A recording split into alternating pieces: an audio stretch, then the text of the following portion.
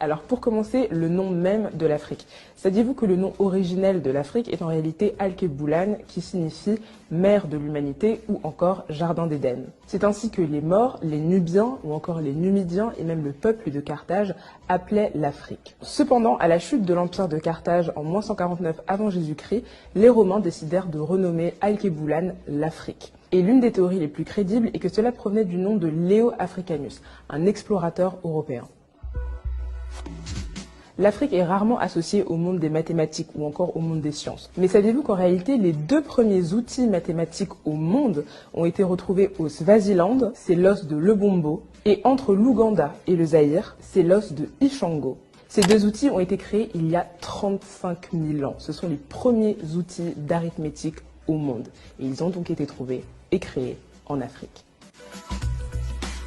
On sait tous que l'Afrique est le berceau de l'humanité, surtout depuis la découverte de Lucie en 1974 en Éthiopie. Mais saviez-vous qu'en réalité, c'est le berceau de la vie?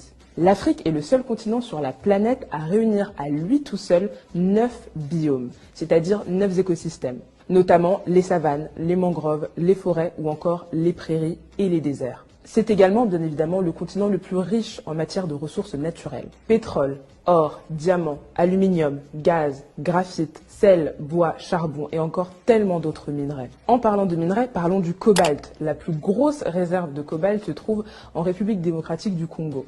On y trouve la moitié de la réserve mondiale de cobalt dans ce pays-là. Et savez-vous à quoi sert le cobalt ? À ceci, le cobalt est l'un des ingrédients majeurs des batteries rechargeables de nos téléphones portables. Donc sans cobalt, pas de téléphone. Merci l'Afrique et merci le Congo. On nous parle souvent de l'Afrique à partir de la colonisation, après la colonisation. Mais saviez-vous qu'avant la colonisation, l'Afrique était en réalité un continent dynamique et mouvementé, où on parlait plus de 2000 langues et surtout où on comptait une multitude d'empires. L'empire Songhai, l'empire Toucouleur, l'empire Kong, l'empire Ashanti ou encore le califat de Sokoto. Des villes riches, renommées et prospères. Et justement, en parlant de prospérité, saviez-vous que l'une, si ce n'est pas la première université au monde, a été créée au Mali? C'est l'université de Sankoré, à Tombouctou. Elle a été bâtie au XIVe siècle. Et figurez-vous que c'était une véritable capitale culturelle. Des multitudes de citadelles d'études, des centres d'apprentissage, des académies. On y enseignait des multitudes de matières. Les arts, les sciences, la religion ou encore, bien évidemment, les mathématiques. Cette université, Tombouctou, le Mali, l'Afrique a fortement contribué et participé au développement de l'humanité. Alors à tous ceux qui disent que l'homme africain n'est pas assez entré dans l'histoire. C'est que l'homme africain n'est pas assez entré dans l'histoire. Je n'ai qu'une chose à vous dire. En êtes-vous bien certain ?